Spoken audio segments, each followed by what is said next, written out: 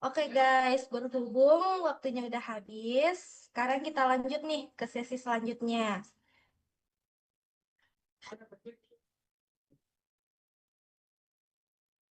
Nah, mungkin teman-teman bertanya nih, apa sih kelas kepenulisan itu? Jadi, kelas kepenulisan merupakan salah satu program dari Departemen Riset dan Teknologi UKM Perisai ini, yang mana di dalamnya kita akan belajar mengenai kepenulisan, baik dari menentukan topik, mempelajari kerangka kepenulisan, sehingga kita dapat menghasilkan sebuah karya kepenulisan itu sendiri.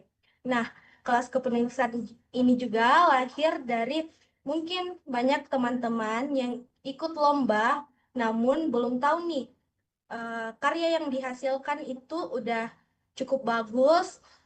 Oleh karena itu, di sini kita akan bersama-sama belajar agar kedepannya kita lebih terampil lagi dalam menulis.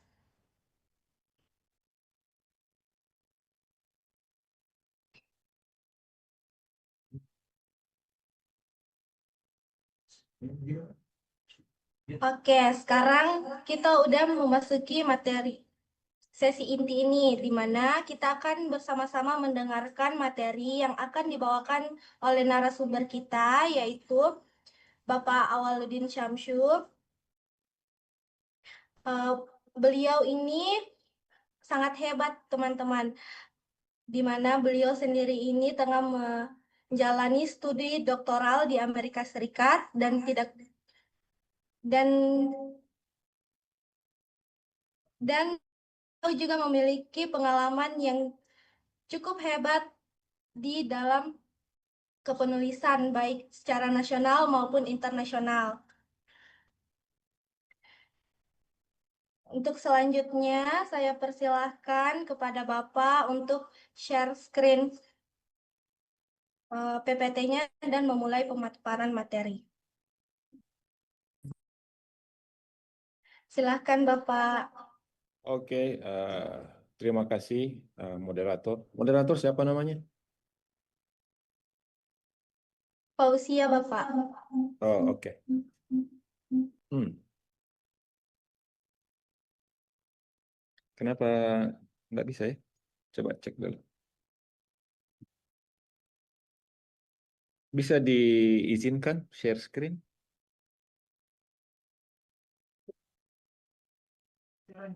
Host minta tolong diizinkan. Oh,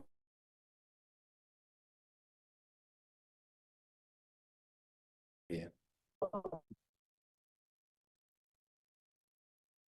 Kelihatan? Iya Bapak. Oke. Baik. Bismillah. Assalamualaikum warahmatullahi wabarakatuh. Waalaikumsalam warahmatullahi wabarakatuh. Alhamdulillah, syukurillah, salatu wassalamu ala ba'd. Pertama-tama, terima kasih moderator telah diberikan kesempatan. Dan saya berterima kasih pada UKM Perisai. Saya sering mendengar nama Anda karena saya di dosen UMI juga, saya di Fakultas Sastra. Sebelum berangkat ke sini, saya jadi WD3 Fakultas Sastra sekitar kurang dari setahun gitu ya. Dan sebelumnya saya menganggur, sebelum itu saya di KUI. Sebenarnya secara umum saya banyak membantu orang di penulisan beasiswa. Jadi saya lebih banyak membantu orang untuk menulis esai untuk lolos beasiswa. Beberapa orang saya alhamdulillah dari dulu sejak sejak selesai S2 saya S2 di Australia dapat beasiswa. Semenjak selesai itu saya bantu orang untuk tulis esai. Jadi sebenarnya esai yang saya sering bantu orang itu adalah untuk mendapatkan beasiswa luar negeri. Adapun esai terkait lomba nasional itu saya pernah membimbing satu dua orang saja, tetapi eh, hari Selasa lalu saya dihubungi oleh panitia untuk kira-kira presentasi terkait eh, strategi penulisan esai yang efektif dan berdaya saing. Saya pikir-pikir bolehlah gitu ya. Saya juga saat ini lagi libur, di sini lagi libur. Dan untuk informasi di sini pagi-pagi sekali teman-teman. Di sini jam 7:14 pagi, hari Minggu. Di sana jam 8:14 malam ya. Di sana malam, di sini pagi. Jadi saya baru tiba dari Indonesia juga, masih oleng-oleng. Eh, saya oke lah, saya menerima tantangan ini, apalagi untuk Umi gitu ya. Insya Allah semoga kita bisa saling memberi manfaat. Dan saya banyak banyak diskusi dengan yang menghubungi saya. Siapa yang menghubungi saya di sini? Moderator kah? Fauzia atau siapa? Salah satu staf dari Departemen Ristek sendiri kan, Pak. Oh, bukan Fauzia ya. Iya. Hari Selasa saya dihubungi, saya bilang oke lah. Dari situ saya banyak banyak diskusi. Dan kemarin kalau tidak salah saya dapat tornya itu hanya saya diberikan waktu berbicara selama kurang lebih 1 jam 10 menit dan banyak sekali hal yang harus saya cover gitu, sehingga saya mencoba melihat strategi penulisan esai yang efektif dan berdaya saing ini dari perspektif yang berbeda, bukan dari susunan tor yang diberikan. Jadi saya coba melihat dari struktur yang berbeda, tapi dari situ saya coba memikirkan setelah selesai kegiatan ini ada hal yang kalian bisa bawa. Kan yang salah satu jadi persoalan itu adalah ketika kita mengikuti seminar, setelah seminar tidak ada sama sekali yang kita ingat. Biasa ikut seminar begitu. Atau di kelas, siapa yang biasa ikut kelas, setelah kelas tidak tahu apa dibawa keluar. Tidak ada satupun yang dibawa keluar gitu ya. Nah, saya mencoba mencari cara bagaimana caranya supaya meski selesai kelas ini kalian ada sesuatu hal yang bisa dibawa begitu.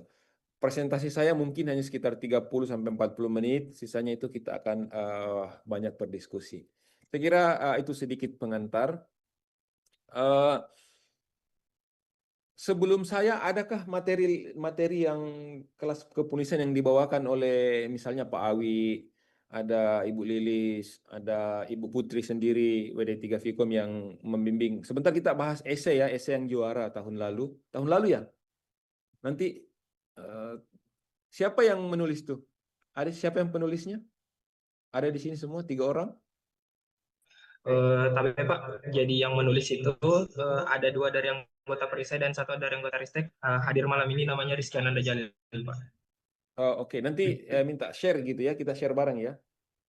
Karena saya meskipun saya lagi S3 dan dosen, lagi S3 di Amerika, S2 di Australia, dosen di UMI, tidak bermakna bahwa saya jauh lebih hebat dari kalian dalam semua hal. Enggak ya. Saya S3 di sini selama setahun, saya bilang ternyata satu semakin bodoh, saya banyak hal yang tidak tahu. Yang kedua, saya harus semakin respect dengan orang, termasuk yang juara ini. Saya harus akui dan kita harus akui semua bahwa dia punya pengalaman yang kita tidak punya, yang perlu kita dengar begitu. Yang sebentar kita share, dan itu hal yang menurut saya penting untuk saya sampaikan. Jadi sebentar minta bantuannya ya. Siapa namanya tadi yang bisa diminta bantuan untuk share? Rizka Ada siapa? dua Pak di sini. Ada Rizky Ananda Jalil dengan Siti Lutfia, Pak. Oke, boleh. Nanti Rizka atau Rizky tadi? Rizky, Pak. Oh, Rizky sama panggilannya Rizky yang satunya? Nanda. Nanda kira-kira ya. Baik. Nah, saya kira seperti itu. Jadi stand saya adalah dari orang yang banyak membantu teman-teman menulis beasiswa satu. Yang kedua, pengalaman saya menulis dan ketika mendengarkan ingin diminta, maka saya mencoba menyelesaikan buku ini. Ada buku yang saya coba lagi baca. Dan dari semua itu saya mencoba membuat presentasi yang akan saya sampaikan yang kurang lebih 30 menit. Oke, jadi kalau kita berbicara terkait strategi penulisan esai yang efektif dan berdaya saing, maka kata kunci yang paling penting kita harus kuasai adalah memahami terkait apa itu esai. Itu yang penting begitu. Makanya kalau kita melihat dari berbagai tulisan akademik, itu selalu diawali dengan definisi. Pertanyaan sederhananya adalah, kira-kira kenapa kita harus memulai dari definisi? Ada yang tahu? Saya diskusi saja ya, saya lebih memilih untuk diskusi. Saya hanya sekedar ingin membuka wawasan kita. Kira-kira ada yang tahu kenapa kita harus memulai selalu dengan definisi? Kenapa penting sekali definisi? Sehingga kita memulai tulisan kita dengan definisi yang jelas. Ada yang bisa berbagi kenapa definisi itu penting? Baik Bapak, menurut saya itu kenapa kita harus memulai dengan definisi yang jelas karena kalau definisinya saja tidak jelas tentu saja apa yang mau dibahas itu sudah tidak jelas atau tidak terarah. Nah, makanya kita membutuhkan dulu konteks yang jelas dalam hal apapun itu. Nah, itu hal yang sangat mendasar, betul sekali. Jadi ini salah satu hal yang banyak dilupakan ketika orang menulis. Dia menulis A, B, C, D, bla bla bla bla bla bla bla, tapi dia tidak awali dengan definisi yang jelas. Sehingga apa yang terjadi ketika dia menyebutkan sebuah istilah, maka istilah itu difahami oleh orang lain berdasarkan backgroundnya mereka, bukan berdasarkan apa yang kita ingin sampaikan. Sehingga penting sekali itu kita awali dengan definisi. Termasuk hari ini saya ingin memulai pembicaraan kita atau presentasi dengan definisi yang jelas. Nah, saya mengambil definisi dari Oxford Learners Dictionary. Kemarin saya baru bikin presentasinya terkait academic essay. Karena kan ini untuk lomba ya, lomba. Sehingga definisi yang tepat yang kita pakai adalah definisi terkait academic essay. Nah, kurang lebih definisi dari academic essay adalah a structure form of writing. Jadi sebuah tulisan yang memiliki struktur. Nah, pertanyaannya adalah dalam konteks lomba, struktur tulisan itu berdasarkan dari panduan. Jadi kalau Anda ikut lomba, jangan pikir ke sana kemari. Pikiran yang pertama adalah mana panduannya. Bahkan kemarin saya banyak diskusi dengan teman-teman, banyak belajar dari teman-teman. Ketika saya membimbing kemarin, hal yang pertama dan utama yang selalu kita sampaikan pada mahasiswa adalah ikuti panduan. Kenapa? Karena meskipun ternyata ide Anda luar biasa orisinal, ide Anda luar biasa bagusnya, tetapi penulisan Anda tidak mengikuti panduan, maka itu akan langsung tertolak. Bagaimana yang ikut lomba? Apakah juga disampaikan seperti ini oleh pembimbingnya?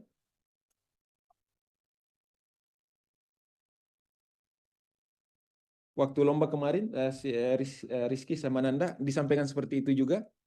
Iya Pak, betul disampaikan seperti itu. Apa dibilang Ibu Putri? Kemarin Ibu Putri sempat bertanya mengenai bisa saya lihat panduannya. Kemudian Ibu Putri baca-baca panduannya dan kemudian memberikan saran apa-apa saja yang harus diperhatikan dalam penulisan esai tersebut, Pak. Jadi lihat seperti itu. Jadi bahkan tadi saya coba beberapa hari ini saya baca ulang dan tadi pagi di sini subuh-subuh ya, tadi bangun salat subuh sebelum jam 5 pas jam 5. Di sini subuh jam 4:04. Masih subuh sekali. Anda salat tahajud, saya sudah salat subuh. Isya di sini jam 10 jam 9:56. Jadi Anda sudah tidur, ada yang ngorok, saya masih baru salat Isya.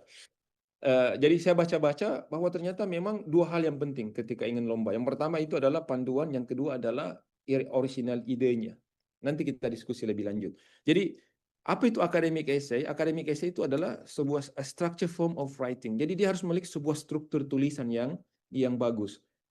Bagaimana struktur tulisan yang bagus? Yang mengikuti panduan. Kenapa penting ini kita sampaikan? Karena setiap lomba memiliki biasanya panduan yang berbeda. Gitu ya. Jadi setiap lomba itu memiliki panduan yang berbeda. Salah satu kelemahan banyak mahasiswa itu adalah terlalu overconfidence. Ketika dia sudah menulis satu essay, dia ikuti jenis essay itu di lomba yang berbeda. Tidak begitu. Ikuti panduan. Jadi panduan setiap lomba itu biasanya unik, sehingga Anda harus tetap dituntut untuk membaca. Apalagi yang definisi selanjutnya disebutkan adalah that presents a central thesis, yang menunjukkan central thesis atau tesis utama. Kenapa saya garis bawahi di sini? Karena kalau boleh menyampaikan dari tulisan essay Anda, kalimat yang paling penting adalah tesis Anda, central tesis Anda. Saya ulang. Kalau saya bisa mengatakan kalimat yang paling penting dalam tulisan Anda itu adalah tesis Anda.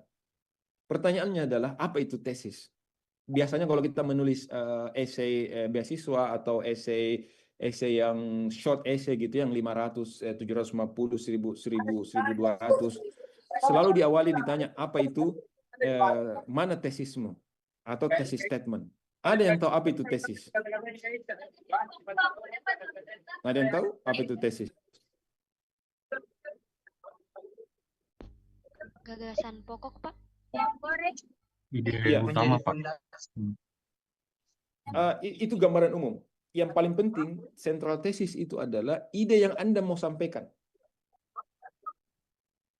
Itu yang terpenting. Jadi central thesis adalah, atau tesis utama atau biasa disebut dengan tesis statement adalah ide yang Anda mau sampaikan. Makanya kenapa dikatakan bahwa central thesis ini atau tesis statement ini adalah kalimat yang paling penting yang ada di dalam tulisan Anda. Kenapa disebut paling penting? Karena dari sinilah kemudian dilihat apa ide yang Anda ingin sampaikan lewat tulisan itu. Kalau saya ingat salah satu ketika kemarin waktu S2 di Australia, saya pergi komplain kenapa nilai saya tidak di sana enak ya, dikomplain dosen itu biasa aja. Di Indonesia itu kalau dosen dikomplain marah-marah. Tapi biasa tuh anak-anak tak lewat. Sudah nasa-nasa ikut tuh tidak kerja tugas baik-baik, datang tuh lagi komplain. Ini namanya sudah tidak tahu diri. Tapi ada momen di mana kita harus bukan datang komplain, sebenarnya data minta pertimbangan kok saya bisa dapat begini. Dia bilang karena tesis statementmu tidak jelas. Semuanya bagus, tesis statementmu tidak jelas. Jadi begitu, bahkan dia katakan bahwa tesis statement inilah yang paling pertama saya lihat ketika saya memeriksa esai.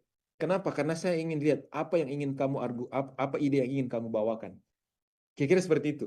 Jadi kalau Anda menulis esai, pastikan bahwa Anda memiliki tesis yang jelas. Apa itu tadi tesis? Tesis adalah ide atau argumen yang Anda ingin bawakan. Jadi di sini sudah kelihatan apa yang Anda mau tulis. Di sinilah kelihatan ide yang Anda mau sampaikan. Lalu kemudian definisi ini berlanjut, develops it through evidence, analysis, and argumentation. Bahwa tesis tadi inilah yang kemudian yang Anda jelaskan lewat evidence, bukti-bukti, lewat analisis, berbagai jenis analisis, dan berbagai jenis argumentasi.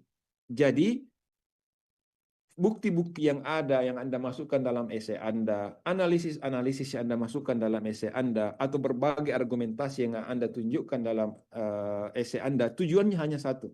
Semua pada akhirnya akan berakhir untuk mendukung sentral tesis Anda. Jadi kalau Anda memasukkan sebuah bukti-bukti, Anda memasukkan sebuah analisis, Anda memasukkan sebuah argumentasi dan yang pada akhirnya tidak ada hubungannya dengan tesis, maka itu tidak penting. Sebagus apapun itu, sehebat apapun itu, kalau tidak ada hubungannya dengan sentral tesis, maka dia tetap rubbish. Bisa dari sini, dari definisi ini kelihatan bahwa kalau kita berbicara terkait akademik essay, ada tiga hal yang penting. Yang pertama adalah strukturnya.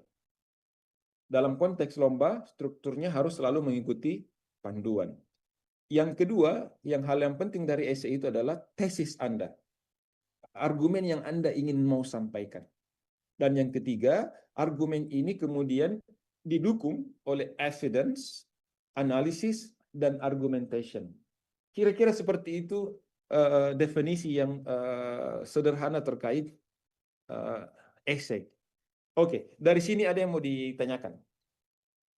Jelas, kalau jelas ya apa itu essay. Jadi kalau tidak mengikuti tiga mungkin kita bisa mengatakan tiga variabel ini, maka dia bukan sebuah essay yang baik. Ada yang mau ditanyakan? Mungkin terkait, mohon izin Pak. Ya, silakan. Perkenalkan, nama saya Muhammad Atifi Klasol. Sebelumnya terima kasih atas kesempatan yang telah diberikan. Saya dari Fakultas Hukum Angkatan 25. Pertanyaan saya Pak, tadi kan sempat kita mention tentang struktur esai, struktur pembuatan kepenulisan, dan itu sangat penting. Pertanyaan mendasar saya, apa strukturnya dan apa lebih spesifiknya lagi? Sekian Pak. Ya, secara umum esai itu hanya terbagi tiga. Secara umum ya, secara umum esai itu hanya terbagi tiga. Pertama intro, yang kedua body, dan yang terakhir conclusion. Secara umum terbagi seperti itu. Secara detail itu mengikuti buku panduan. Di panduan itu yang akan terlihat. Jadi kira-kira begitu saja gambaran umumnya. Jadi kalau kita lihat essay secara umum pasti 3 saja, intro, body, sama conclusion. Secara detail itulah kemudian yang akan dilihat di buku panduan. Kira-kira seperti itu. Selanjutnya, sekarang pertanyaannya adalah bagaimana strategi menulis essay yang efektif? Ini kan efektif. Untuk sampai di sini kita harus tahu apa itu efektif. Siapa orang ekonomi di sini? Ada orang ekonomi? Siapa orang ekonomi? Ada? Apa itu efektif? Efektif adalah sampai pada tujuan. Maka strategi untuk menulis esai yang efektif ada 3 saja. Yang pertama adalah tulis. Yang kedua revisi. Yang ketiga selesaikan. Yang jadi persoalan bagi banyak mahasiswa dan banyak orang adalah ketika ingin menulis esai, dia selalu dia selalu mengharap 1 kali tulis langsung selesai. Enggak begitu. Anda harus melalui proses revisi yang panjang, kemudian setelah itu baru Anda submit. Jangan besok deadline baru mau diselesaikan. Tidak seperti itu. Jadi kalau Anda mau menulis esai yang efektif, 3 saja caranya. Yang pertama adalah tulis, kemudian revisi, dan terakhir adalah selesaikan. Kata kunci untuk menulis esai efektif adalah rencanakan dengan baik, karena kalau Anda tidak merencanakan, maka Anda merencanakan kegagalan Anda. Itu yang terpenting. Kira-kira ini sedikit overview dari saya. Nah, ketika saya baca esai yang kemarin yang menjadi juara, dan kemudian saya coba mereview bagaimana perjalanan saya dengan teman-teman yang pernah saya bimbing, dan akhirnya saya ingin sampai pada satu kesimpulan bahwa apa kata kunci, kalau boleh mengatakan kata kunci yang Anda boleh bawa pulang setelah kita selesai ini, cukup ini saja. Yang pertama adalah ketika Anda menulis, jangan melangit, membumilah. Atau boleh juga saya balik, kalau Anda menulis, membumilah, jangan melangit. Apa yang saya maksud dengan melangit? Melangit itu adalah tulisan itu kelihatan dan kedengaran indah, tetapi dia meluas. Kalau Anda melihat ke atas langit, itu kita tidak tahu, batasan pandangan kita itu kita tidak tahu.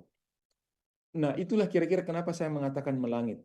Karena di Indonesia penyakit kita, kalau kita menulis kita selalu mau mengimpress orang. Kita mau selalu kelihatan dan kedengaran indah, kelihatan dan kedengaran bagus, kelihatan dan kedengaran hebat, tetapi basisnya itu tidak kuat.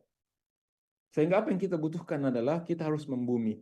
Apa yang saya maksudkan dengan membumi adalah tulisan kita itu kelihatan dan kedengaran sederhana, tetapi dia mendalam. Dan disinilah kenapa sebuah esai disebut bagus, bukan karena kedengaran dan kelihatan indah, tetapi kedalamannya dalam pembahasan. Itulah alasan kenapa esai yang nanti sebentar kita lihat itu bisa juara, ya bukan karena kedengarannya hebat, tetapi karena kedalamannya di dalam melakukan analisis topik, lalu kemudian kedalamannya di dalam melakukan pembahasan. Jadi kalau boleh saya memberikan pesan yang Anda boleh bawa pulang, maka ketika Anda menulis jangan melangit, tapi membumilah. Artinya tulisan Anda itu jangan terlalu pikirkan kelihatan dan kedengaran indahnya, tetapi yang Anda pikirkan adalah bagaimana dia nampak sederhana, kelihatan sederhana, tetapi memiliki analisis yang mendalam. Salah satu cara yang kita tahu bagaimana caranya sebuah esai itu yang bagus adalah ketika Anda membaca judulnya, maka sudah ketahuan apa yang dia mau bahas. Jadi judul yang bagus bukanlah judul yang membuat kita bingung, tapi judul yang bagus adalah judul yang memberikan gambaran kepada kita bahwa inilah yang saya bahas. Pertanyaan selanjutnya adalah Kalau begitu yang standarnya, bagaimana caranya kita tingkatkan judul kita menjadi judul yang bagus atau mungkin bahasanya eye-catching? Caranya adalah salah satunya yang menurut saya penting untuk kita ketahui adalah apa novelty atau konsep baru atau penemuan baru atau hal baru yang kita ingin sampaikan dalam esai itu dimunculkan di judul. Itulah yang membuat judul kita unik dan berbeda dari yang lain. Kenapa? Ya karena ternyata apa yang ingin kita temukan itu kita sudah munculkan di judul. Sehingga bagi saya kalau ditanya bagaimana caranya membuat sebuah judul itu menarik, cukup dua hal saja tadi. Yang pertama, yang pertama adalah dia menggambarkan apa yang akan kita bahas, dan yang kedua, judulnya di situ menunjukkan hal unik yang kita akan temukan atau hal unik yang akan kita bahas di dalam esai kita. Dan itu kita bisa lihat dari judul dari teman kita. Kira-kira seperti itu. Jadi intinya adalah jangan melangit tapi membumilah. Jangan terlalu fokus pada kedengaran indah, kehebat, tapi tidak punya basis yang kuat. Fokus Anda adalah kedalaman atau the depth of your writing. Dari sini kayak saya coba bisa saya mau coba aktivitas memberikan sebuah aktivitas. Saya ingin Anda coba fokuskan pandangan Anda pada satu hal yang ada di dekat Anda. Coba fokuskan pandangan Anda pada satu benda yang ada di sekeliling Anda. Sudah? Sudah ya? Sudah, Pak. Nah, sekarang dari benda itu coba perhatikan hal-hal apa saja yang selama ini kalian biasa lihat tetapi tidak pernah memperhatikan secara detail. Coba perhatikan. Coba dilihat benda itu, kemudian coba bayangkan apa saja hal yang selama ini yang Anda abaikan. Mungkin bentuknya, mungkin ada posisi gambar, mungkin ada warna, atau ada hal yang lain. Aktivitas ini saya dapatkan dari salah satu mata kuliah saya, ada bukunya di sini, ada di atas di kamar saya. Hal yang kecil tetapi berdampak bagi saya, dan ini yang saya mau share kepada Anda. Sudah? Siapa yang mau share? Benda apa dan apa hal yang unik dari benda itu yang setelah Anda dalami atau setelah Anda perhatikan dengan baik? Siapa yang mau share? Silakan. Saya, Pak. Ya, silakan. Sebelumnya perkenalkan, nama saya Fadil Angga Saputra dari Fakultas Sastra Ilmu Komunikasi dan Pendidikan, jurusan Ilmu Komunikasi. Yang berada di dekat saya itu, Pak, ini sound system, dan yang baru saya perhatikan dan sering terlewatkan, ternyata sound system yang ada di Secret Perisai itu kalau dia bunyinya itu, kalau dia mengeluarkan bunyi itu biasanya mengikut warnanya, Pak. Kayak ada bibit bunyinya baru muncul warna dari speakernya, Pak. Oke. Ada hal lain yang diperhatikan dari situ? Yang sering terlewatkan hanya itu, Pak. Oh, oke. Terima kasih. Ada yang lain? Ya, apa itu?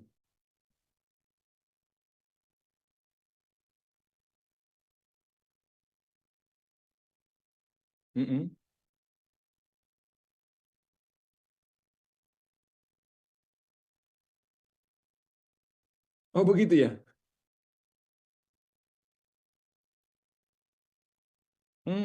Oke.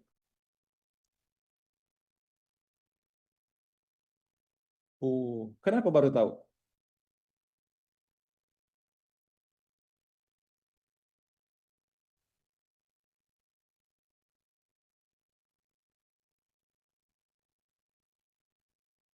Oke, good. Terakhir, siapa lagi yang bisa share?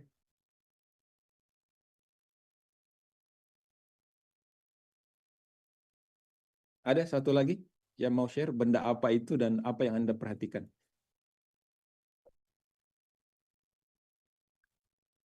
Ada? Saya, Pak. Ya, silakan.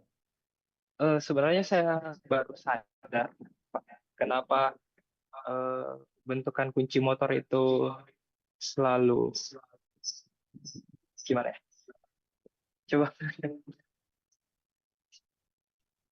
Nah, saya baru sadar Pak kalau semisal bentukan kunci motor itu tiap mereknya berbeda-beda, tapi untuk satu merek itu dia selalu bentukannya sama.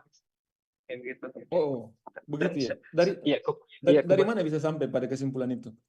karena saya melihat dua kunci motor secara bersamaan Pak, dan melihat kunci motor ketiga, oh dengan merek si Yamaha itu dia bentukannya sama, tapi di saat padahal motornya berbeda, tapi di saat mereknya Suzuki itu juga bentuknya berbeda. Hmm. Nah, teman-teman, itulah yang saya maksudkan dengan membumi. Jadi kita melihat hal-hal yang sederhana di sekeliling kita, lalu kita lihat secara detail. Itulah kemudian yang kita hubungkan dengan yang lain, lalu kita struktur dia dalam sebuah struktur tulisan yang menarik. Jadi itulah yang saya maksud dengan membumi.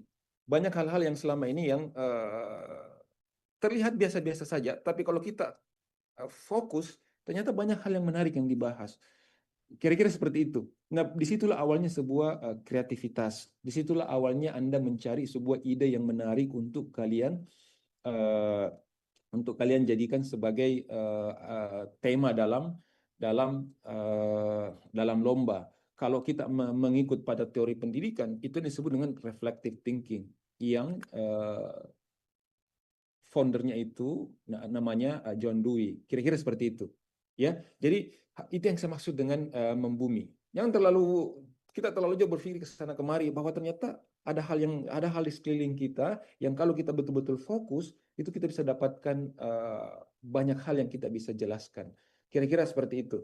Itu kira-kira gambaran sederhana yang kegiatan yang bisa memberikan gambaran sederhana apa yang saya maksudkan dengan membumilah, fokus pada apa yang kita ingin, yang misalnya satu topik, ya fokus saja bahas di topik itu, nggak usah kemana-mana.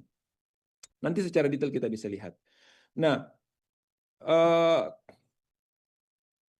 kira-kira ini 5 hal yang saya diminta untuk bahas hari ini, yang saya tidak bisa bahas secara umum gitu ya, karena saya hanya punya waktu sekitar 1 jam, dan ini kayaknya sudah berapa lama ini saya bahas, sehingga saya hanya mau fokus pada nomor 1 saja. Tetapi kita akan tetap menyentuh nomor 2, 3, 4, dan 5. Jadi ketika saya diskusi sama yang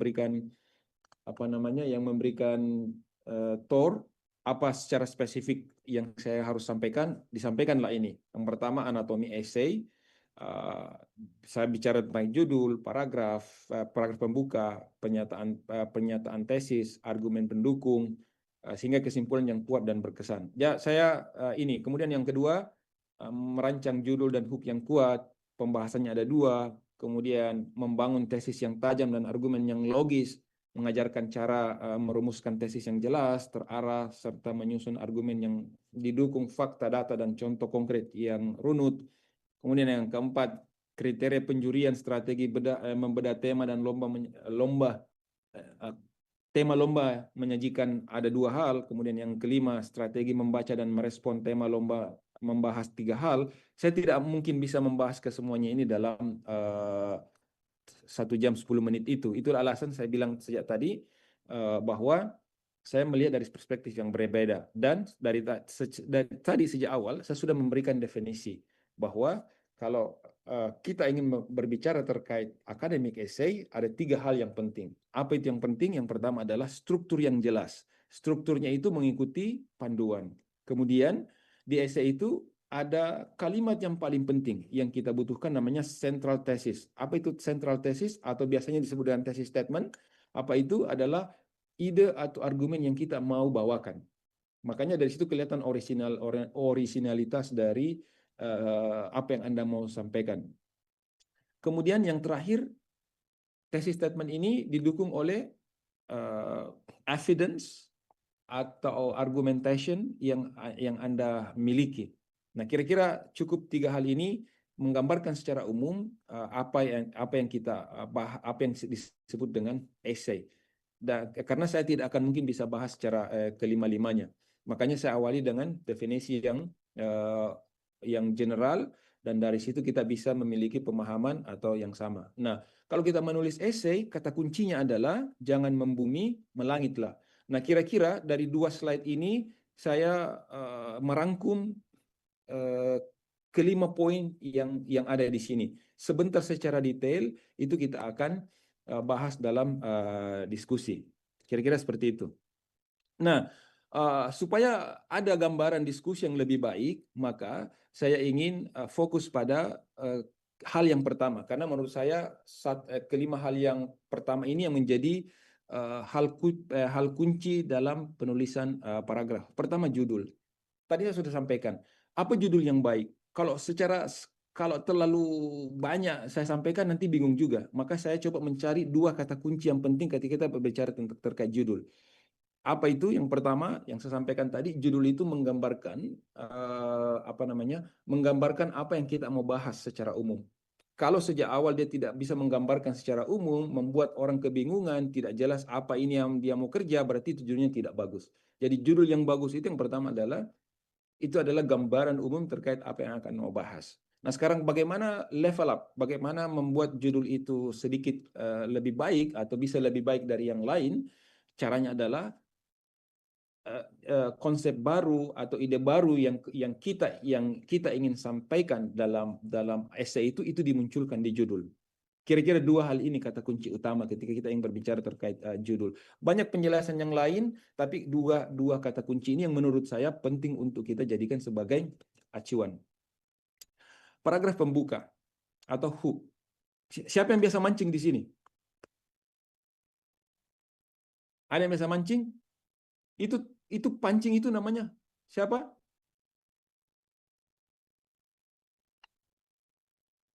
Itu yang kalian pakai baitnya itu bait apa? Apa bahasa Indonesia bait? Umpan? Ya. Nah, umpan itu disimpan di mana? Di mata kail. Mata kail itu bahasa Inggrisnya apa? Hook. Apa tujuannya itu hook? Tujuannya hook itu adalah untuk menggait. Siapa yang kita guide di sini? Bukan ikan, tapi pembaca. Dalam konteks kita ini, siapa yang kita guide kalau kita menulis? Siapa yang kita mau guide? Juri. Pembacanya di sini adalah juri. Sehingga ketika Anda menulis selalu ingat bahwa yang saya mau impress adalah juri. Bagaimana cara saya mengimpress juri? Membumilah, jangan melangit. Jadi caranya kita mengimpress juri dengan membumi, bukan melangit. Sebentar kita lihat dari bisa ya. Nah, kemudian harus punya tesis yang bagus. Apa tesis yang bagus? Ya, tesis yang bagus adalah tesis yang memberikan gambaran inilah ide yang akan saya jelaskan. Lalu kemudian ide baru Anda ini Anda jelaskan di body. Dan terakhir, kesimpulan yang kuat dan berkesan. Salah satu kesalahan dalam penulisan kesimpulan itu adalah banyak ide baru. Ingat, you are concluding something or summarizing. Yang namanya summarize berarti kita menyimpulkan sesuatu hal yang sudah ada. Bukan membuat ide baru. Ini kata kunci, bisa dipahami ya? Jadi kesimpulan itu tidak boleh membuat ide baru, tetapi dia merangkum ide baru, ide-ide kreatif yang Anda sampaikan di dalam esai Anda. Boleh satu-satunya hal yang baru yang bisa Anda masukkan adalah suggestion. That's all.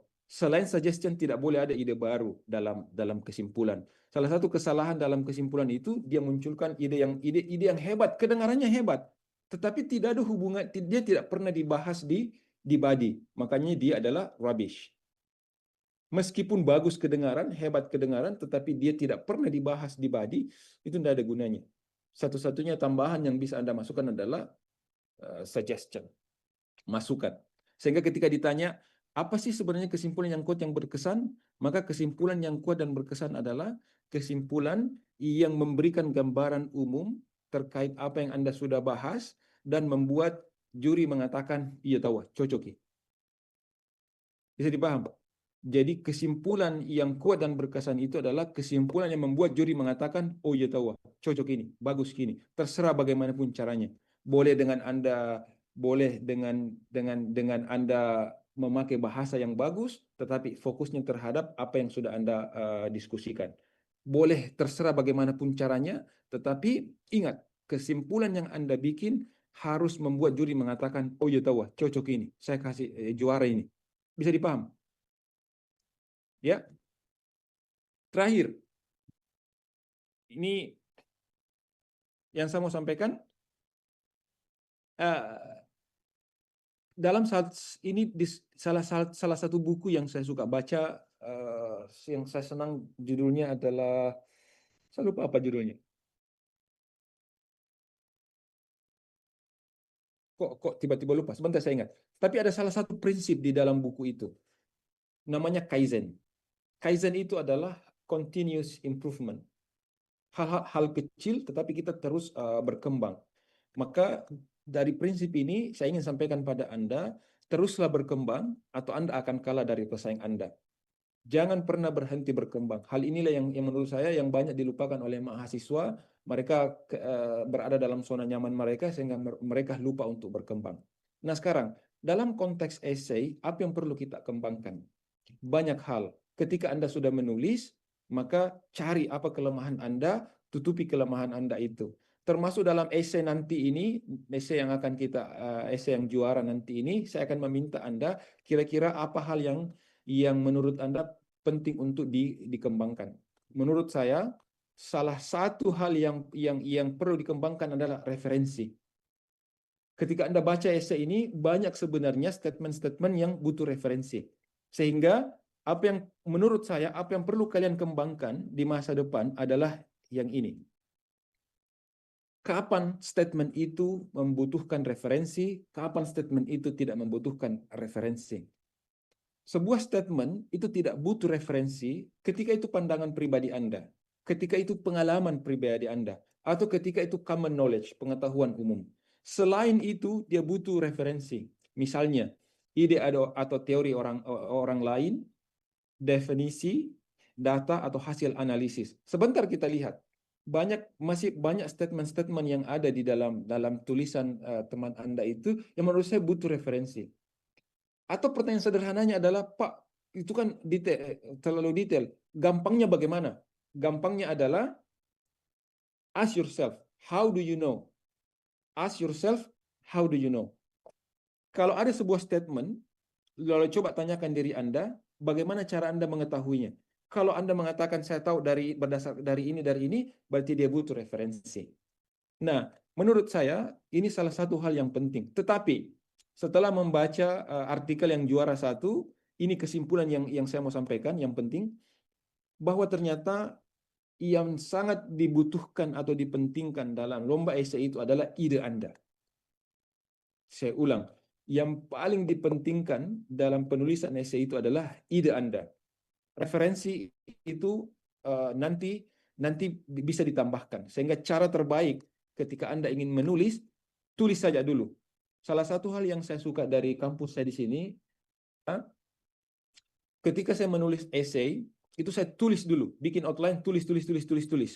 Nanti ketika saya mendapatkan sebuah statement atau bagian di mana saya merasa, oh iya, kayaknya saya butuh referensi di sini, baru saya cari referensi. Dan menurut saya ini membantu saya untuk bisa lebih kreatif berpikir. Berbeda ketika saya di Australia. Di Australia itu ketika saya ingin membuat statement, saya selalu bertanya referensinya mana. Sehingga apa yang terjadi, pemikiran ini mengungkung saya, membuat cara pandang saya itu tidak dalam. Kenapa? Karena habis waktu saya mencari referensi. Sementara ketika saya di sini, saya tulis, sampai kalau saya butuh, kayaknya saya butuh referensi ini. Itu membuat saya lebih inovasi penulisan saya lebih bagus, dan saya merasa itu hal yang terlihat juga dalam esai yang saya review satu ini, yang kenapa penting ya karena dia juara ya. Ya, jadi yang paling penting adalah munculkan ide Anda di situ. Referensi itu nanti cukup dijadikan sebagai acuan bahwa ide ini adalah sudah gabungan dari berbagai ide yang ada. Cuman saya menggabungkannya. Kira-kira seperti itu. Jadi bukan hal baru. Karena kalau tidak ada referensi, Anda terlalu hebat langsung bisa menemukan hal sesuatu gitu ya. Nah, pertanyaannya adalah apa yang saya berikan referensi pada konsep utama yang Anda bangun. Kan kalau Anda membuat esai itu kan gabungan dari berbagai konsep kan? Maka konsep utama itu minimal ada referensinya. Kalau Anda mau referensi secara detail, maka kemungkinan itu kalau Anda kehabisan waktu, sebaiknya fokus saja pada originalitas ide Anda. Yang penting ide utama yang ada di dalam atau konsep utama yang di dalam esai itu Anda punya referensi. Tapi kalau Anda punya waktu, maka statement-statement yang kemudian butuh referensi, maka masukkan referensi. Karena sekali lagi inilah yang menurut saya penting untuk dikembangkan untuk masa depan Anda.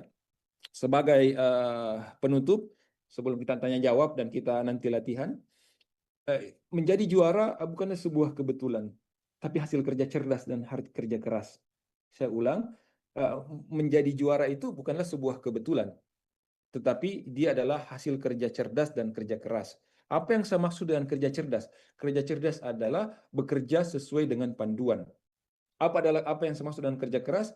Ya, Anda berusaha menyelesaikan esai itu dan memasukkan berbagai hal yang unik dan menarik sehingga Anda bisa menjadi esai Anda bisa menjadi esai yang terpilih menjadi juara. Saya kira itu adalah penutup dari saya. Selanjutnya kita akan tanya jawab dan kita akan melihat esai teman Anda yang juara. Assalamualaikum warahmatullahi wabarakatuh.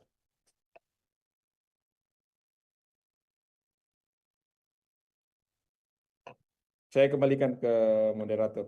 Nggak tidur di moderator, Kak? Baik, terima kasih atas materinya, Bapak. Oke, tadi kita sudah mendengarkan ini materi yang sangat berdaging dari pemateri hebat kita. Nah, sebelum kita masuk ke sesi tanya jawab, saya bakal menyimpulkan sedikit mengenai materi. Nah, yang paling penting dalam kepenulisan ini yaitu kita tahu atas definisinya, kemudian kita juga sudah diajarkan cara menentukan judul yang menarik dan juga ide yang menarik mulai dari ikan lebih detail lagi. Oke, mungkin teman-teman yang ingin bertanya boleh raise hand ataupun boleh mengirimkan pertanyaannya di kolom chat.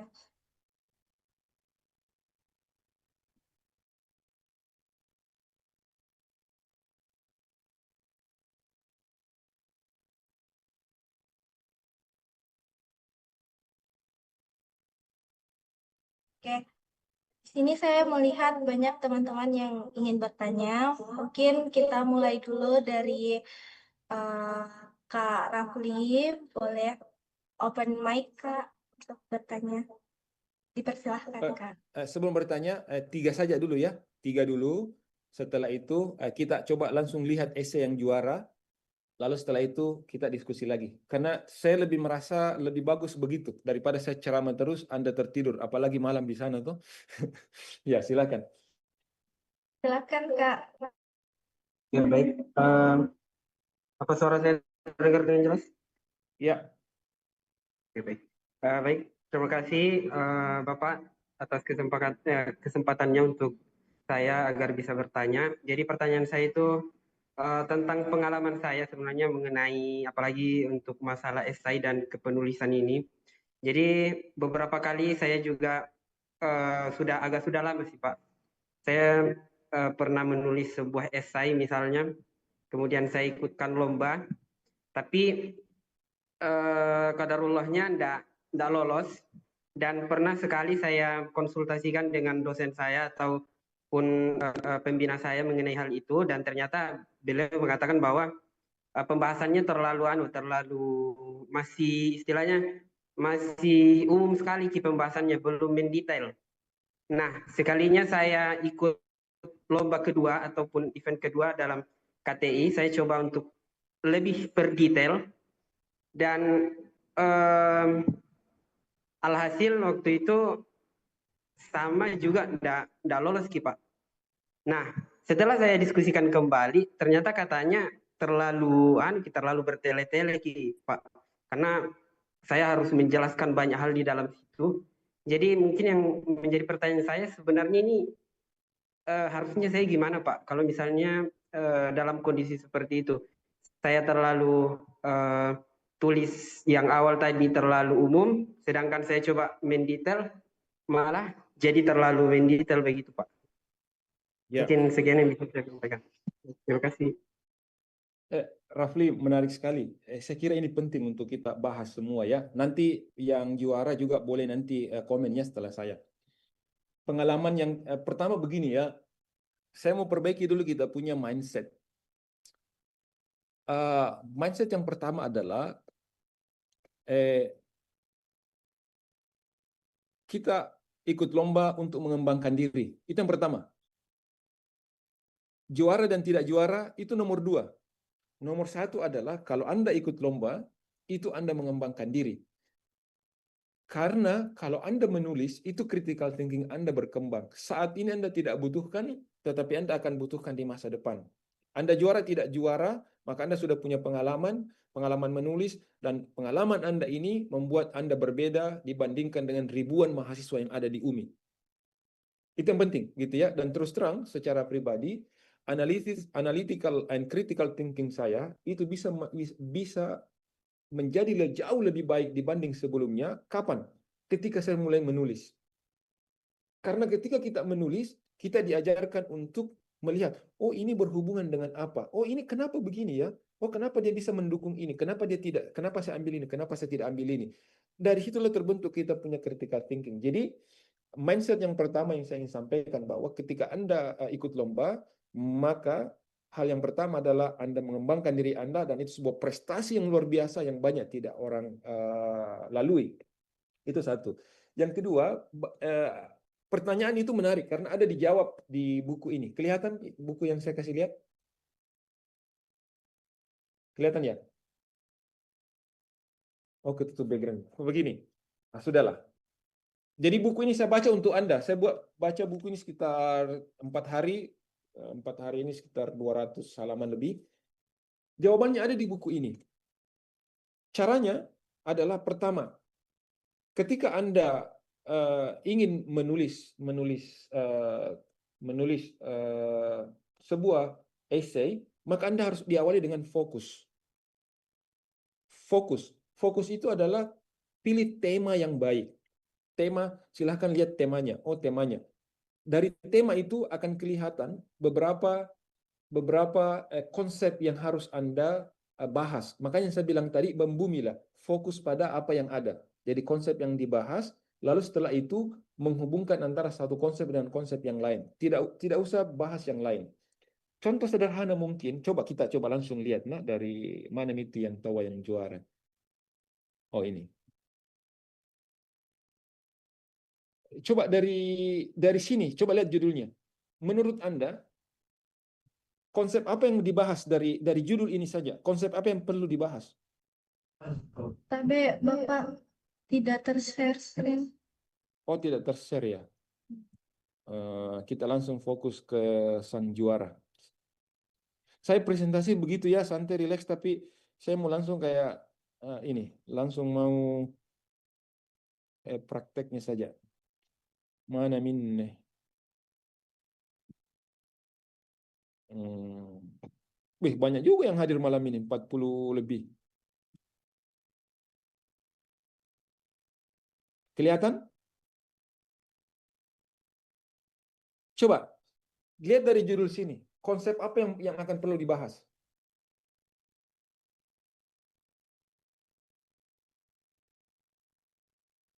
Mau diperbesar judulnya? Kelihatan Pak. Yang dibahas itu telur yang dibikin menjadi Kecil sekali suara tak, Rifki. Besar sedikit. Kayaknya Oh, belum iya. makan ini Rifki. Saya di Makassar kontraktir kok. Ini baik, kok agak jauh tadi. Kalau yang saya tangkap itu beliau itu Rizky dan dia itu maunya membuat sebuah chat yang bisa menurunkan suhu dari Kecil suaramu Rifki. Kecil suaramu. Tapi Pak, apakah terdengar? Bagus nih. Oke. Takut Kak nanti ketika anak-anak juga. Yang saya tangkap itu Pak, Tabe, Via dan Rizky ini mau membuat sebuah chat yang dimana itu bisa menurunkan suhu dari limbah cangkang telur. Iya. Sekarang konsep apa yang ada yang perlu kalian bahas dari judul ini kira-kira? Konsep apa yang penting? Ini Pak, menghilangkan limbah. Jadi pertama, perhatikan, kita akan bahas terkait penurunan suhu yang menggunakan cangkang telur dan pigmen. Maka fokus kita ke arah situ. Cari topik terkait itu. Jadi selain itu nggak usah bahas yang lain. Fokus. Jadi fokusnya adalah cangkang telur dan pigmen yang dikaitkan dengan penurunan suhu. Selesai. Kemudian ada istilah termokramik sebagai edukasi visual perubahan suhu. Jadi apa lagi ya? Termokromik sebagai berarti sorry. Ini kan bagian dari pigmen termokromik. Jadi dari sini kalau kita bagi, kita akan berbicara terkait cangkang telur, kita berbicara terkait pigmen termokromik yang di mana keduanya ini dihubungkan dengan penurunan suhu. Jadi tidak kemana-mana, itu dulu. Lalu diarahkan kemana? Diarahkan kepada edukasi visual perubahan suhu. Lalu kalau Anda baca secara detail, topik ini dibungkus dalam apa? Dia bungkus secara mendetail dalam hal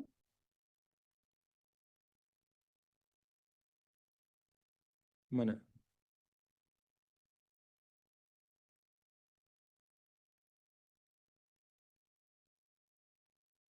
Tunggu.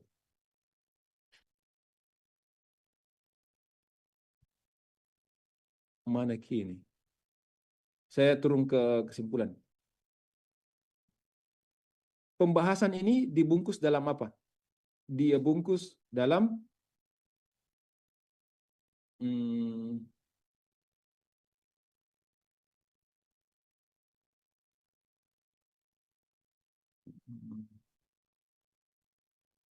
sektor konstruksi. Bisa kelihatan. Jadi dari semua tadi pembahasan itu dia fokuskan bahwa pembahasan ini dibungkus dalam satu kerangka apa? Sektor bangunan atau konstruksi. Ya, inilah salah satu cara untuk yang Anda lakukan untuk membuat pembahasan Anda lebih detail. Jadi dibatasi itu, dari stance-nya itu posisinya Anda mendiskusikan temuan Anda ini di lingkungan apa? Di lingkungan sektor bangunan. Jadi begitu salah satu caranya untuk membuat kira-kira dia lebih detail. Ya, semoga jawaban saya bisa memberikan masukan. Bagaimana yang ini, Kawah sang juara? Ada masukan atau sharing sebelum kita ke pertanyaan nomor 2?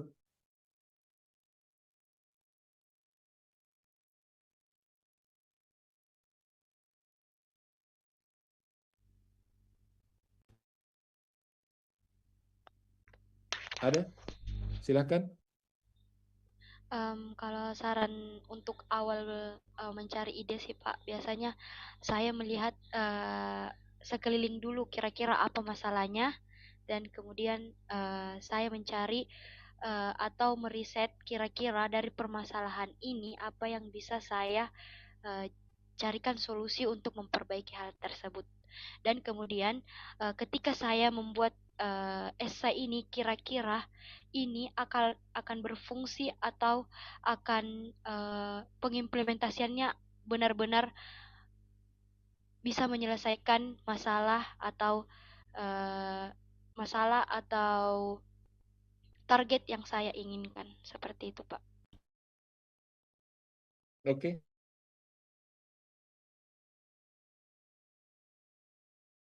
Luas, spesifik. Yang saya bahasanya tadi tidak melangit tapi membumi. Bagaimana cara Anda melakukan brainstorming sehingga analisis atau argumentasi yang Anda masukkan dalam body itu fokus untuk mendukung tesis Anda. Karena kan itu masalahnya tadi, teman tak. Ketika dia pertama dia bilang terlalu meluas, sekalinya datang lagi kedua kalinya dia bertele-tele. Ya, kenapa seperti itu ya? Karena badinya itu tidak dianggap tidak fokus mendukung tesis statementnya. Jadi ingat, body itu hanya satu kuncinya, mendukung tesis statement. Sebentar kita lihat, saya sudah baca-baca tadi pagi, nanti kita bisa lihat. Jadi fokusnya di situ. Kenapa disebut bertele-tele? Mungkin karena dia tidak mendukung tesis statement secara langsung. Yang kedua, mungkin terlalu banyak yang dibahas. Maka salah satu masukan dari buku ini adalah menulis itu dibutuhkan kecerdasan untuk memilah dan memilih topik yang mana yang kita perlu masukkan, yang mana yang tidak. Jangan masukkan semua. Kenapa? Karena Anda tidak akan punya space untuk semua, dan Anda tidak akan punya waktu untuk menuliskan semuanya. Kira-kira seperti itu. Bagaimana kira-kira Lutfia?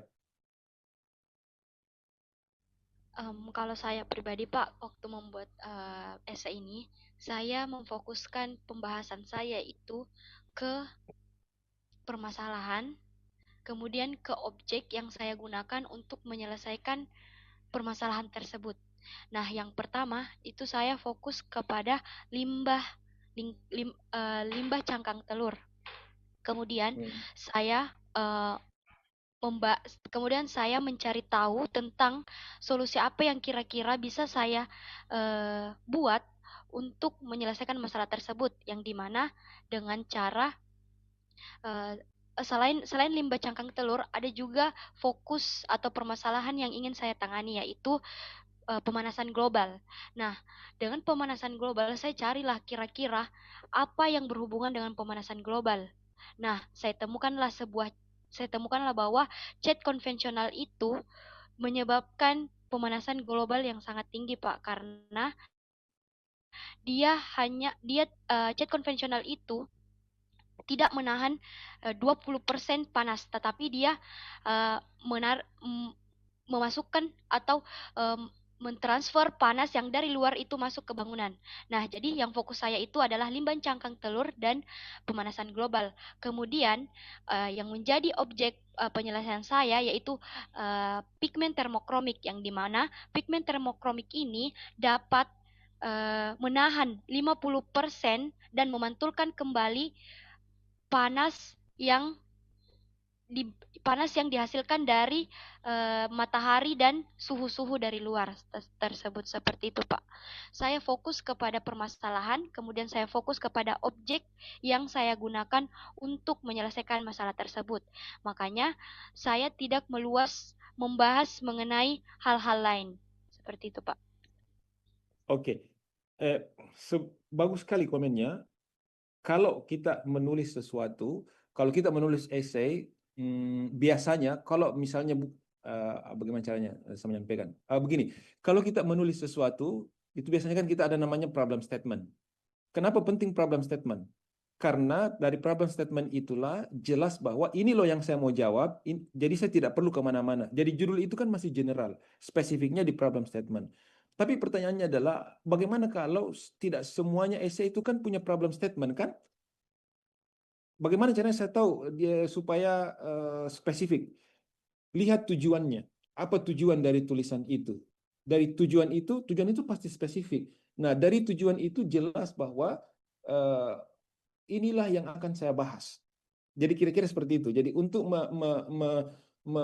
untuk membuat lebih spesifik kita punya pembahasan, lihat problem statement atau lihat tujuan. Dua hal ini kira-kira. Ini sekedar tambahan saja. Mungkin terakhir tahu ini Lutfia, saya mau bertanya. Bagaimana caranya kita sampai pada kesimpulan bahwa telur dan pigmen itu yang menjadi pilihan? Karena jurusannya apakah? Jurusannya teknik informatika, Pak. Nah, pertanyaannya kenapa memilih dua hal? Kenapa bisa sampai pada pemikiran dua hal ini yang saya mau jadikan bahan begitu?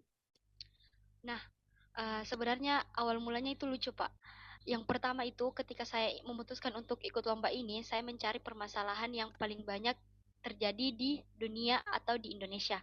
Nah, setelah saya meriset dan mengkerucutkan di Indonesia, itu banyaknya limbah dari cangkang telur dan limbah dari sisa-sisa bahan makanan. Nah, kemudian saya memfokuskan diri saya untuk tertarik ke cangkang telur. Nah, setelah itu, setelah saya mendapatkan ide tersebut, saya scroll-scroll YouTube, kemudian menemukan sebuah channel yang dimana dia membahas tentang pigmen termokromik. Selain ternyata pigmen termokromik tersebut selain bisa menghasilkan visualisasi warna yang berubah ketika suhu tersebut di atas rata-rata suhu, itu akan berubah warna menjadi warna merah. Nah, di situ saya tertarik. Nah, ternyata ada namanya pigmen termokromik yang sangat cocok. Kemudian saya mencari atau meriset kira-kira pigmen termokromik ini bisa dicampurkan ke dalam cat konvensional atau tidak.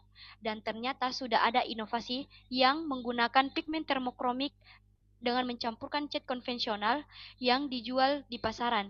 Nah, fokus saya yang pertama tadi yaitu cangkang telur. Nah, saya mencari riset lagi bahwa apakah bisa cangkang telur ini saya campurkan dengan cat konvensional dan pigmen termokromik. Nah, ternyata cangkang telur jika dihaluskan itu bisa membantu pigmen termokromik dalam menahan dan memantulkan sinar matahari serta suhu dari luar. Itu sih Pak awal mulanya. Oke, terima kasih. Jadi dia mulai, ini yang saya bilang tadi, masalah kita itu banyak mau juara tapi tidak mau kerja cerdas dan kerja keras. Itu ya kira-kira seperti itu. Mudah-mudahan pertanyaannya terjawab karena kita ini meluas. Tetapi intinya bahwa kalau kita ingin mau spesifik, lihat dari judul itu, saya spesifikkan ya kesimpulan dari diskusi kita. Jadi dari topik itu judul kita sudah tahu, oh topik yang saya mau bahas seperti ini. Nah, secara detail, bagaimana cara kita batasi? Salah satu caranya adalah kita melihat problem statement atau tujuan dari kita punya essay.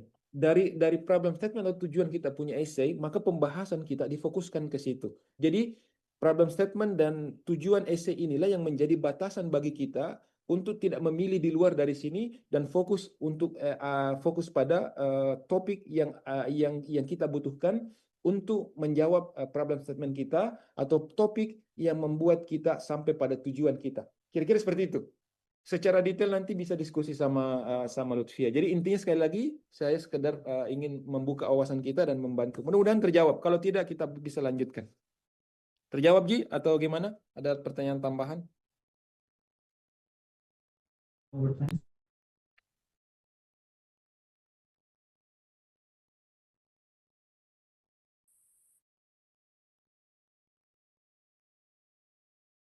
Baik, dari Kak Rafli, apakah jawabannya sudah cukup? Ya, cukup. Terima kasih Pak atas penjelasannya Pak. Terima kasih, kau juga tahu sama Sanjuara. Kan saya. Terima kasih juga ya atas penjelasannya. Kayak tidak ikhlas sekali. Oke. Ada lagi? Oke, baik. Kita lanjut saja ke teman-teman kita yang lain yang dari tadi sudah raise hand. Mungkin Fadil boleh open mic. Baik, sebelumnya terima kasih atas kesempatan yang diberikan moderator. Sebelumnya perkenalkan Pak, saya Fadil Angga Saputra dari Fakultas Sastra Ilmu Komunikasi dan Pendidikan, jurusan Ilmu Komunikasi, salah satu anak bimbingan Bapak kemarin di KDMI Pak. Mau bertanya Pak, ini kan kemarin sempat ikut kelas kepenulisan diadakan sama Balai Bahasa Pak. Terus ada satu statement yang menurutku agak ganjal menurutku Pak dari pemateri yang mengatakan bahwasanya esai itu biasanya dimenangkan oleh anak-anak dari saintek dibanding sosum karena output yang dihasilkan oleh anak-anak saintek itu biasanya lebih jelas dan lebih mudah diimplementasikan atau langsung bisa merasakan masyarakat hasil atau outputnya Pak dibandingkan anak soskum yang mungkin kebijakan atau dan lain sebagainya yang akan tuangkan dalam esainya Pak. Kalau dari Bapak sendiri, bagaimana tips and trick even ketika hal ini benar, itu bagaimana tips and tricknya Pak untuk kita anak-anak soskum buat esai, dan saya yakin dan percaya statement itu salah karena banyak juga anak sosum yang berhasil menjuarai esai. Dan apakah kita anak sosum itu bisa membuat esai dengan output produk seperti aplikasi atau ya produk, Pak? Atau hanya dengan output komunitas atau bagaimana, Pak? Terima kasih, Pak. Oh,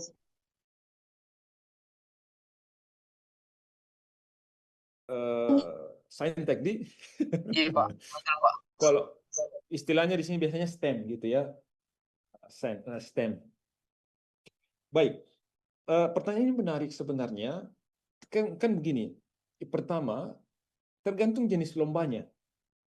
Kalau lombanya adalah lomba yang bersifat saintek, ya jelaslah orang saintek yang kemungkinan memenangkan lomba. Kalau lombanya terkait yang lebih general, ya kemungkinan besar orang-orang yang sosial juga bisa memenangkan. Jadi pertimbangannya sebenarnya pertama bagi saya tergantung jenis lomba. Itu yang pertama. Yang kedua, di sinilah penting yang namanya kolaborasi. Yang namanya kolaborasi itu penting. Jangan jalan sendiri.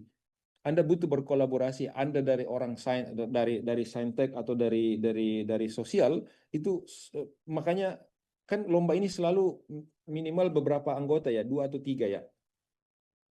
Dan itu biasanya memang harus diakui orang di saintek itu lebih apa istilahnya ya, memang mereka punya penelitian itu langsung langsung berdampak. Memang begitu arahnya mereka. Sementara kita di sosial itu biasanya lebih kepada sesuatu hal yang bersifat apa policy atau mungkin sesuatu hal yang lain yang tidak dirasakan. Tetapi persoalannya sebenarnya bagi saya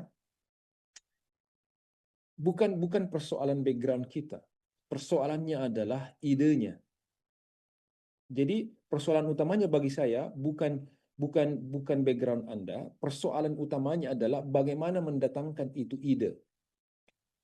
Kalau Anda dari sosmed tapi kemudian Anda memiliki cara mendapatkan ide yang bagus, itu silahkan. So for me, bagi saya yang terpenting adalah bagaimana mencari idenya. Saya tidak peduli apakah Anda dari saintifik atau dari sosial, santai saja dengan ada kata-kata begitu, tapi kata kuncinya adalah bagaimana Anda mencari sebuah ide. Lalu setelah itu Anda cari orang yang Anda bisa temani diskusi untuk mengembangkan ide ini, lalu Anda tuangkan dalam tulisan dan Anda maju bersama. Jangan kerja sendiri.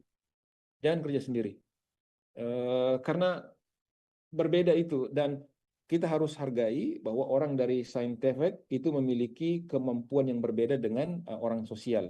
Kita harus saling menghargai. Jangan merasa bahwa saya lebih baik dari mereka, mereka lebih baik dari saya. Intinya adalah mereka bagus di bidang mereka, saya bagus di bidang saya. Maka ketika saya punya ide yang kemudian saya butuhkan butuhkan yang berdampak kepada masyarakat dan ini lebih mengarah kepada saintek, maka saya cari orang yang kira-kira bisa saya teman diskusi untuk saya untuk saya jadikan sebagai essay untuk diajukan di lomba nasional. Kira-kira hanya itu yang saya bisa jawabkan, Fadil. Apakah terjawab? Terjawab, Pak. Terima kasih banyak, Pak. Oke. Atau ada yang mau menambahkan, silahkan ya. Siapa tahu ada punya pengalaman, boleh juga, silakan.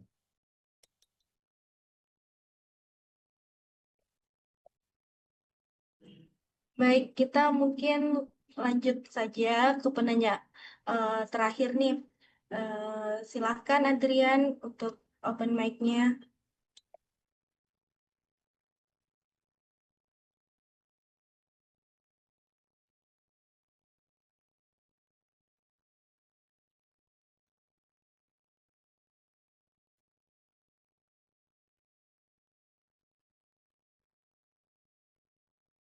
Hmm.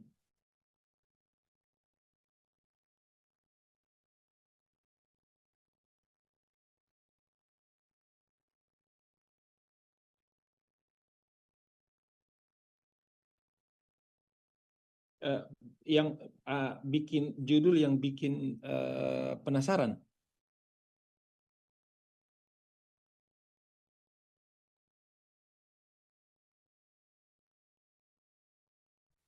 Hmm.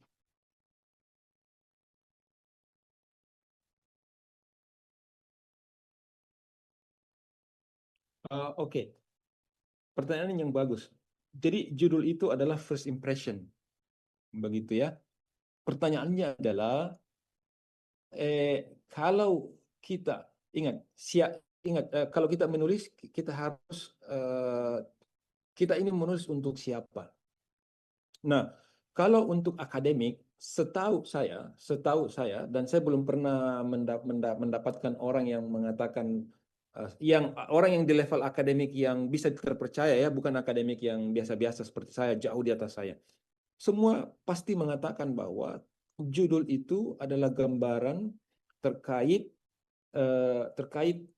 gambaran apa yang akan kita tulis. Pertanyaannya adalah, saya mau bikin judul yang bikin orang tertarik, sehingga saya bikin mereka penasaran. Ini bukan novel, itu bedanya novel kira-kira ya, atau tulisan-tulisan cerpen. Ini adalah tulisan akademik. Nah, di tulisan akademik, judulnya itu yang bagus adalah judul yang menggambarkan secara umum. Nah, pertanyaannya adalah, bagaimana judul itu bisa menarik? Ketika orang lihat judulnya, itu kan kelihatan, oh dia mau bahas ini. Maka muncullah pertanyaan di kepala orang, oh iya ya, bisa ya, bagaimana caranya? Nah, itulah yang membuat dia menarik. Oh ternyata bisa, bagaimana caranya? Oh bisa kah? Kira-kira ya begitu. Jadi menarik tidaknya sesuatu itu bukan membuat orang penasaran. Menarik tidaknya sesuatu itu atau judul itu ketika pembaca melihat tertarik untuk mengajukan berbagai pertanyaan yang kemudian akan terjawab ketika dia membaca.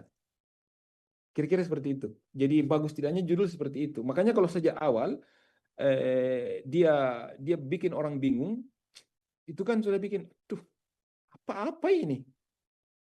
Jadi instead of asking kenapa bisa, apa yang mau disampaikan, apa tujuannya, itu orang bukan pertanyaan itu yang muncul, justru bilang apa yang mau disampaikan ini. Nah, jadi ada satu level yang membuat orang bisa saja lari dari kita punya tulisan. Jadi kalau kita ingin menulis akademik, judulnya harus gambaran umum terkait apa yang kita tulis, dan yang kedua temuan atau hal unik yang kita atau novelty yang kita tulis dalam artikel kita itu sebaiknya dimasukkan di judul. Itulah yang memunculkan curiosity atau memunculkan rasa ingin tahu, bukan dari judul yang mungkin membuat orang penasaran karena tidak jelas, bukan. Tapi dari novelty, dari konsep yang menarik yang Anda bawakan di judul itu. Kira-kira seperti itu. Mudah-mudahan saya bisa jawab, Adrian. Oke, kita langsung. Jadi sekarang saya tanya, dari ya 5-10 menit lagi lah. Setelah itu kita diskusi, kemudian kita closing. Sekarang saya tanya, dari definisi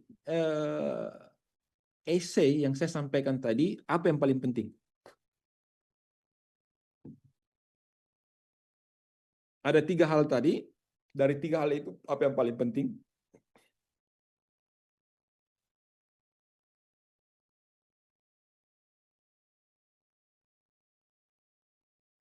Ada yang ingat? Apa yang paling penting? Tapi Pak, apakah suara saya jelas? Ya. Oke Pak, mungkin dari yang saya ingat itu ada 3 yang paling penting menurut saya. Yang pertama itu struktur, yang kedua itu argumen, dan yang ketiga adalah tesis. Dari 3 itu yang mana yang paling penting? Of course, kalau menurut saya itu adalah tesis, Pak. Oke. Kenapa tesis paling penting? Karena itu adalah idenya kita ya. Itu yang membuat ide kita yang kita ingin bawakan. Nah sekarang saya tanya, dari abstrak sang juara ini, yang mana tesisnya menurut kalian?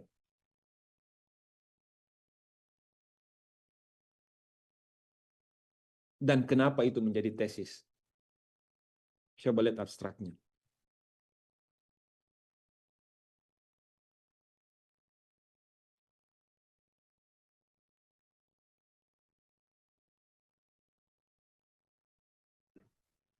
potensi penggunaan cat penurunan suhu berbasis limbah cangkang telur, Sir. Apa? Yang Potensi penggunaan cat penurun suhu berbasis limbah cangkang telur atau CaCO3. Oh, oke. Yang lain setuju atau ada ide lain bahwa yang mana thesis statement? Itu sih yang cat penurun suhu berbasis limbah cangkang telur. Alternatif yang mengurangi beban pendinginan. Ingat, statement itu tesis itu statement ya, statement. Jadi dia dalam let's say at least one sentence, paling tidak dalam satu kalimat. Kalimat yang mana di sini yang menjadi tesis? Maksudku ini penting untuk Anda tahu bahwa oh ini loh tesis supaya kalian bisa bikin tesis yang bagus. Karena awalnya semua dari situ. Kalau Anda tidak punya tesis yang bagus, aduh gimana orang mau tertarik? Kira-kira mana tesisnya di sini? Pak, dari cangkang telur. Dari cangkang telur ke cangkang bebek. Dari cangkang telur yang dapat kita buat menjadi cat untuk penurunan suhu berbasis limbah. Yang mana itu? Di kalimat 2, Sir. Kalimat kedua, studi ini mengeksplorasi potensi penggunaan. Oke. Yang lain?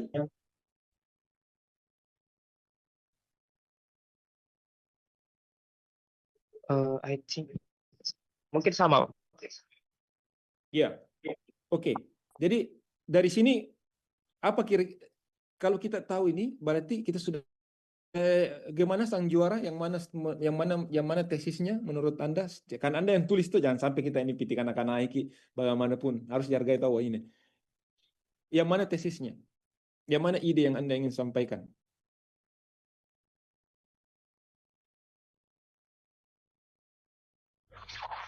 Iya Pak, sudah betul yang dibilang oleh Fadil. Oke. Kalau menurut saya tesis statementnya ini boleh lah ya secara general satu kalimat ini, tapi nampaknya bagi saya ingin melanjutkan kedua titik ini, kedua kalimat ini. Yang di atas itu adalah bahwa dia akan membahas terkait limbah cangkang telur, tapi secara spesifik apa yang ingin disampaikan adalah saya ingin berargumen bahwa penggunaan ini itu bisa mengurangi ini. Ini yang membuat dia luar biasa. Kenapa? Karena ada angka. Inilah ada angka ini. Mengurangi beban pendinginan hingga 50%. Menurut saya kalimat inilah yang paling seksi. Sorry to saya, apa kalimat yang paling bagus selain kalimat paling seksi? Yang menarik karena ada ukuran yang bisa nampak nyata. Tanpa angka 50% ini menurut saya biasa-biasa Ji. Tapi dengan adanya angka 50% ini itu lebih menarik. Jadi tesis statementnya ini menurut saya itu bisa diperpanjang sampai di sini. Itu mengurangi selain di atas itu mengurangi beban pendingin hingga 50% dalam kondisi optimal dan mengurangi emisi karbon melalui penggantian sebagian TiO2 dan pemanfaatan limbah organik. Limbah organik yang berisiko mencemari lingkungan. Nah, sekarang dari dua kalimat ini, apakah menurut Anda sudah memiliki gambaran terkait apa yang akan dibahas dalam artikel ini?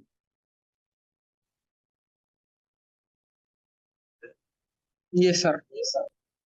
Jelas. Apa yang menurut Anda dari dua kalimat ini, menurut Anda apa yang kira-kira akan dibahas dalam artikel ini?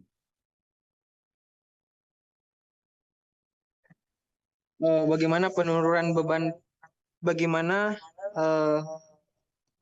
cat ini bisa mengurangi beban pendinginan hingga 50% dalam kondisi optimal, Sir, dan akan mengurangi emisi karbon melalui penggantian sebagai TiO2 dan akan mengubah limbah organik yang berisiko mencemari lingkungan. Oke, itu jelas. Nah, sekarang pertanyaannya, kita sudah punya tesis statementnya. Berarti setelah tesis apa tadi? Setelah tesis kita butuhkan argumen atau kita butuhkan analisis, atau kita butuhkan evidence untuk mendukung kita punya tesis. Maka untuk mendukung tesis statement ini, apa yang dilakukan, apa supportingnya, bahasa sederhananya supportingnya. Supportingnya adalah dia melakukan analisis dampak.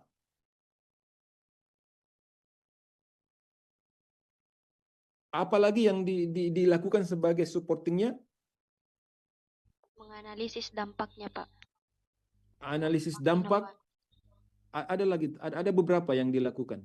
Kemudian ada lagi, untuk mendukung dia punya tesis statement, dia punya studi kasus pendukung. Studi kasus pendukung ini dia tidak bahas kemana-mana. Dia bahas khusus terkait tesis statementnya. Jadi segala sesuatu kembali ke tesis statement. Kira-kira seperti itu. Ada satu hal yang menarik yang saya mau sampaikan, yang banyak orang salah kadang, itu banyak orang tidak mau memasukkan ini. Kira-kira kenapa orang tidak mau memasukkan tantangan atau kekurangan? Karena mungkin inovasinya takut dijudge, Pak, atau takut dilihat nggak akan berhasil karena tantangannya besar. Betul sekali. Padahal, tahukah Anda, salah satu analisis kita itu adalah to show the current state, untuk menunjukkan kondisi saat ini. Current state itu adalah bukan hanya sesuatu hal yang positif, sesuatu hal yang negatif. Kalau Anda bisa menunjukkan kekurangan dan kelemahannya, itu berarti bahwa Anda tahu kemana arah penelitian di masa depan. Jadi justru dengan Anda mengetahui kekurangan sesuatu, itu menunjukkan bahwa Anda sudah memiliki kedalaman analisis. Kalau Anda tidak mengetahui kekurangan sesuatu, berarti kedalaman Anda itu masih dalam one-sided. Itu belum menunjukkan current state. Itu hanya menunjukkan one-sided only. Tapi ketika kita menunjukkan current state, maka kita harus menunjukkan dua posisi ini. Dan kata ini, kekurangan ini menunjukkan bahwa Anda sudah sampai in the depth analysis yang mendalam, karena Anda sudah mendapatkan sebuah kekurangan. Kata kunci yang sampaikan adalah dalam penulisan kita butuhkan critiquing, bukan criticizing. Beda antara critiquing dan criticizing. Criticizing itu fokus pada hal yang negatif saja, tapi critiquing fokus pada hal yang positif dan hal yang negatif, lalu kita bisa lihat, hal yang negatif ini apa yang kita bisa kembangkan. Jadi yang Anda butuhkan adalah critiquing, bukan criticizing.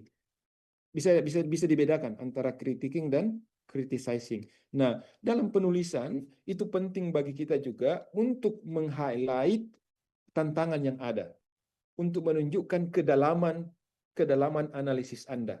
Ini yang banyak orang tidak paham. Jadi kemampuan Anda menunjukkan tantangannya berarti Anda sudah memiliki kedalaman analisis yang bagus.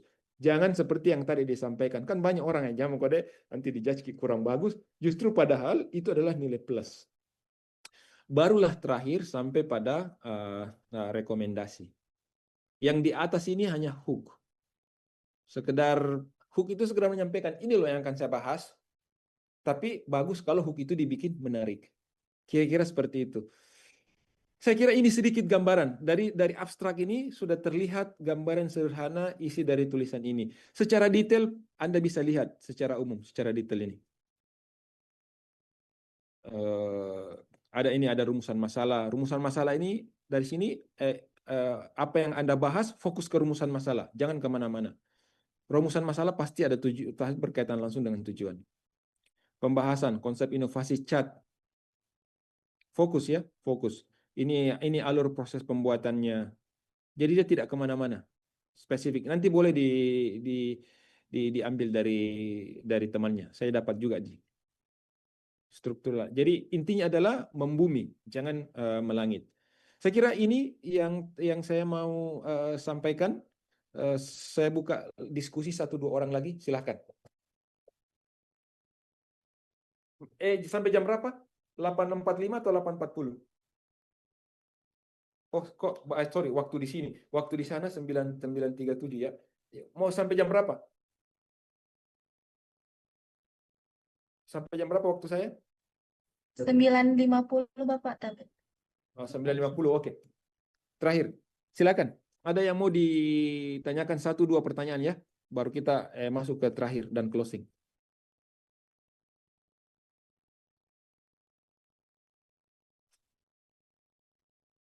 Ada mau ditanyakan? Kalau tidak ada, saya lanjut. Baik, mungkin ada pertanyaan lagi dari Saudara Fadil. Boleh langsung saja. Saya persilahkan. Tabe Pak, ini tadi sempat disinggung terkait ketika kita ada argumen misalnya kapan diikutkan referensi dan kapan argumen tersebut tidak perlu diikutkan referensi, Pak. Ya, itu sebenarnya yang saya mau bahas. Intinya adalah referensi itu tidak dibutuhkan pada 3 kondisi umum. Pertama, pendapat Anda, ini ide Anda. Yang kedua tadi adalah pendapat-pendapat, kemudian pengalaman sendiri, dan terakhir adalah common knowledge. Selain dari itu, biasanya membutuhkan. Nah, pertanyaannya adalah bagaimana caranya saya tahu bahwa statement ini butuh referensi? Ask yourself, tanya dirimu, how do I know? Bagaimana saya cara tahu ini? Kalau caranya Anda tahu Anda membutuhkan orang lain, berarti kemungkinan besar dia butuh referensi. Kira-kira seperti itu. Boleh, siapa tahu ada contohnya, Pak, supaya lebih jelas.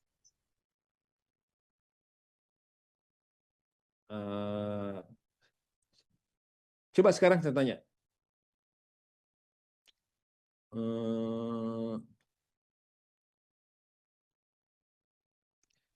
Coba kalimat ini. Ya ini sebenarnya yang saya mau sampaikan juga di pertanyaan terakhir. Tapi sekalian nih.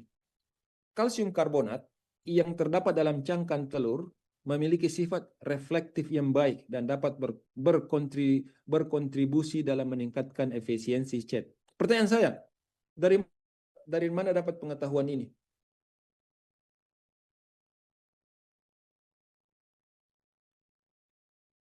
Apakah langsung dapat sendiri atau bagaimana?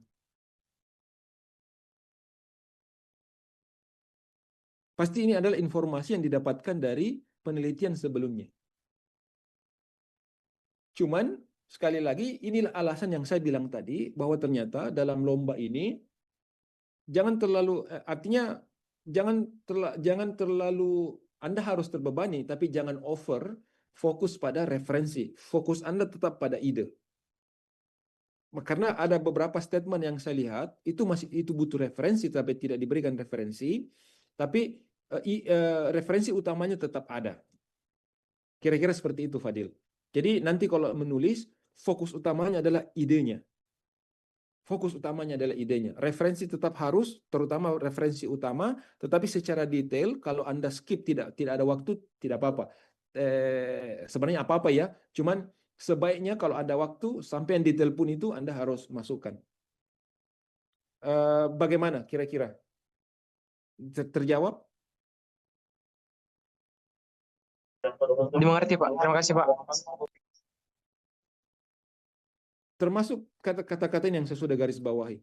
Mekanisme ini memungkinkan pengendalian suhu bangunan tanpa, ingat ya, jadi dari cangkang telur ini, tadi ini dia fokus pada satu aspek. Aspek apa? Aspek bangunan saja. Dia tidak fokus kemana-mana. Itu salah satu cara untuk membuat kita membumi, untuk mendalam. Kalau dalam buku yang saya bilang tadi itu, you have to have a clear stance. Anda harus stance yang jelas. Jadi masalah tadi yang dilihat ini, masalah cat bla bla bla bla, dilihat dari sisi apa? Dari sisi dari sisi konstruksi bangunan. Kira-kira seperti itu. Jadi itu dengan Anda punya stance yang jelas, maka Anda punya definisi, Anda punya pembahasan yang lebih spesifik. Dari kalimat ini, pertanyaan saya adalah, bagaimana kita tahu bahwa mekanisme yang di atas ini memungkinkan pengendalian suhu bangunan tanpa memerlukan energi tambahan, sehingga secara langsung naik konsumsi listrik untuk butuh referensi untuk sampai di sini. Tidak ucuk-ucuk sampai di situ, begitu ya. Jadi intinya adalah bagaimana saya cara tahu ini? Pasti saya butuh referensi. Tapi sekali lagi, terkadang yang penting adalah referensi utama. Asumsi saya,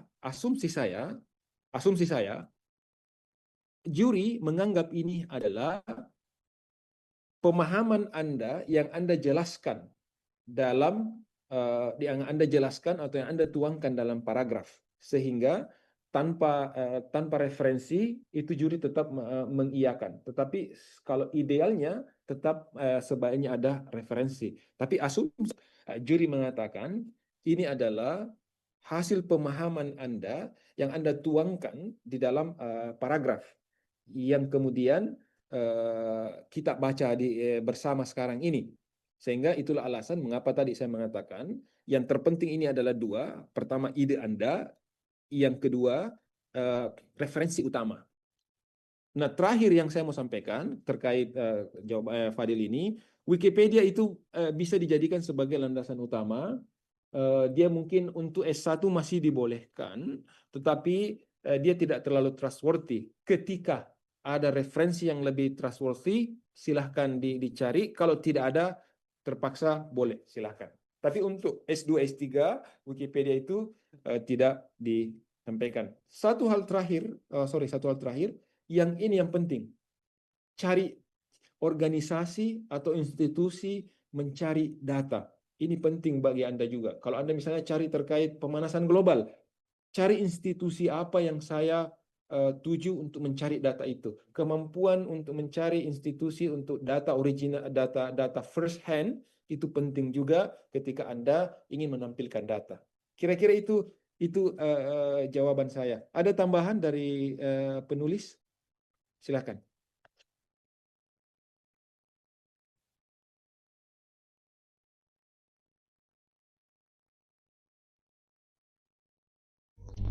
Saya rasa sudah cukup diwakili sama start awal. Betul, semua yang dikatakan sama start awal itu kita betul-betul sangat membutuhkan semua tips-tips tersebut. Mungkin itu saja, Pak. Terima kasih. Satu pertanyaan lagi. Jadi sebelum kita closing.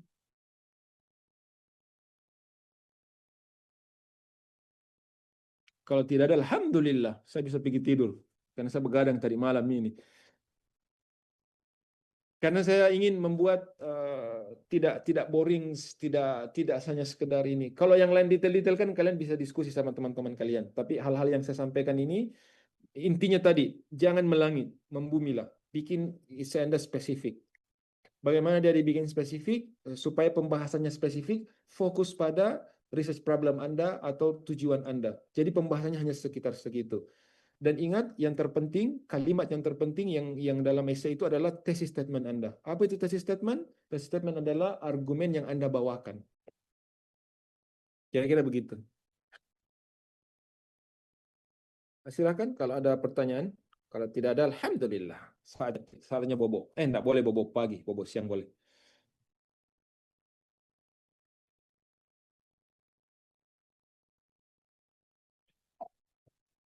Kalau buku judulnya ini Writing a Literature Review, a Practical Guide. Ini buku untuk literature review. Di sini salah satunya dia bahas terkait bagaimana cara memilih judul. Kalau tadi dia pilih salah satu cara pilih judulnya itu misalnya ada topik. Dari topik itu kita bikin list. Kita bikin list beberapa list yang menarik dibahas. Lalu dari list itu kita pilih 2 atau 3 yang kita gabungkan menjadi satu.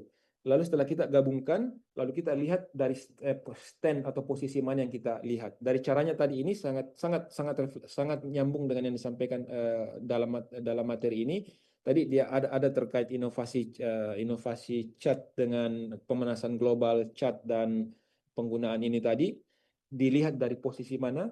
Dari posisi konstruksi. Jadi nyambung dengan apa yang dibilang sama buku ini. Jadi kalau kita mau bikin judul, cari tema, lalu bikin list dari 2-3 list itu gabungkan menjadi satu, lalu dari situ lihat dari stand mana Anda mau lihat.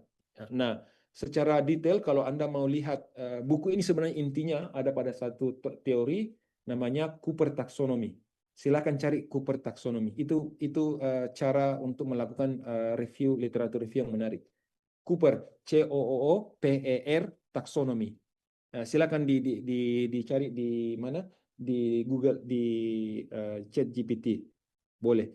Boleh pakai AI ya. Tidak bagi saya tidak setuju bagi dosen yang mengatakan tidak boleh pakai AI. Boleh pakai AI. AI itu dijadikan teman diskusi. Justru kalau tidak punya teman diskusi itu tidak bagus. Pakai AI sebagai alat teman diskusi, tools untuk membantu Anda berkembang, bukan Anda depend on it. Tapi you use the AI to improve yourself. Kira-kira itu prinsipnya. Kalau inti buku ini satu, cari itu Cooper Taxonomy. Nanti silakan explore di situ. Kira-kira begitu, Adrian. Sudah dapat? Coba cari di Google COOPER Taxonomy atau di ChatGPT. Sudah dapat?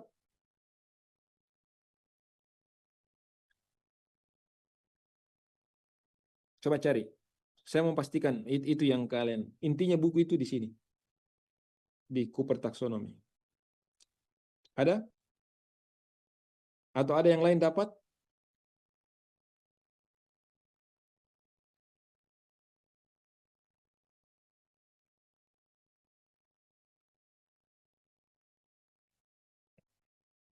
Ada?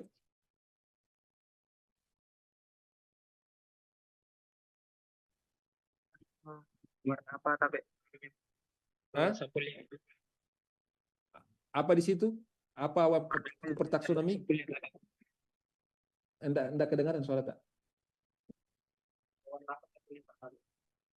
Hah? Warna apa sampulnya Pak Tabe? Bukan, ini bukan sampulnya, teorinya, Cooper Taxonomy. Intinya, enggak usah beli ini buku. Pahami saja tuh Cooper Taxonomy. Coba lihat situ Cooper Taxonomy di ChatGPT kah atau di Gemini kah, apakah di situ. Saya mau pastikan bahwa yang saya maksud Cooper Taxonomy itu yang dari situ kalian bisa explore sendiri. Daripada kau baca buku ini tengah mati kau juga Tapi ada di Pak, Indonesia ini. sudah Nah, dapat. apa intinya? Apa di situ yang pertama? Poinnya itu C1 itu yaitu mengingat kembali informasi dasar. Oh, bukan. C2 itu memahami. Bukan itu. Oh. Makanya saya mau pastikan. Ada yang lain dapat Cooper Taxonomy? Untuk anak apa? Kalau untuk yang Cooper Taxonomy itu Pak, yang saya dapat itu dia fokus kerangka kerja untuk klasifikasi tinjauan Apa yang pertama literatur tadi? gitu, Pak. Betul itu. Fokus, goals, perspektif, coverage, organization, audience. Itu intinya. Ini bisa jadi bahan untuk kalian. Audiens itu kan, makanya tadi audiens itu adalah yang tadi juri. Perspektif ini tadi kalau kita analisis dari Cooper ini perspektifnya dari sudut pandang apa? Dari sudut pandang itu tadi apa namanya ini? Sudut pandang konstruksi. Nanti bisa cek berdasarkan ini. Organisasinya kalau di sini salah satunya apakah historical, tapi nampaknya artikel ini diorganize bukan secara historical tetapi secara konseptual. Jadi dipresentasikan berdasarkan konsep A, konsep B, konsep C. Makanya kalau kita lihat literatur reviewnya itu dia berdasarkan konsep, bukan berdasarkan history. Misalnya konsep inovasi. Nah, ini namanya. Jadi dia masuk di bagian organization-nya. Nanti boleh pakai itu. Jadi intinya ini buku di situ. Saya banyak belajar karena makanya saya bilang tadi karena kalian undang saya harus baca buku, saya tidak mau datang salah-salah, tetapi ketika saya menjelaskan, saya tidak mau juga menjelaskan yang sangat boring dengan mengikuti tema yang ada karena itu bisa jika kalian dapatkan, tetapi dengan cara saya sendiri mudah-mudahan ini bisa membantu Anda. Dan ingat, kalau Anda menulis jangan melangit, membumilah. Karena disitulah kita bisa mendapatkan ide kreativitas dan novelty dari ide yang Anda sampaikan. Dan kata terakhir yang sebelum di closing, kututup sendiri Mina, daripada disuruh Kak lagi. Ingat bahwa juara itu tidak muncul dari apa namanya, mana kita tuh. Saya mau munculkan lagi saya punya Juara itu hasil dari kerja cerdas dan kerja keras. Kerja cerdas itu apa? Kerja cerdas itu adalah Anda bekerja fokus sesuai dengan panduan. Kerja keras itu apa? Anda berusaha untuk mendapatkan ide, kemudian mengolah ide itu, kemudian menyelesaikan tulisan ini dan melakukan revisi, dan revisi. Dengan itu saya yakin insya Allah semua bisa. Dan terakhir teman-teman sekalian, jangan pernah merasa bahwa kok orang pintar saya tidak gitu ya. Yang terpenting itu bukan kecerdasan. Yang terpenting adalah konsistensi Anda untuk maju, kaizen. Itu, kaizen, terus berkembang. Dalam sehari, pertanyaannya adalah jangan pernah lewatkan hari-hari Anda untuk tanpa ada satupun hal baru yang Anda kembangkan atau tanpa ada satu hal baru pun yang kemudian Anda lebih baik. Kalau Anda ingin juara pada level tulisan, maka setiap hari usahakan Anda punya penambahan ilmu terkait tulisan. Minimal membaca tulisan yang kira-kira bisa membawa Anda kepada tujuan Anda menjadi juara.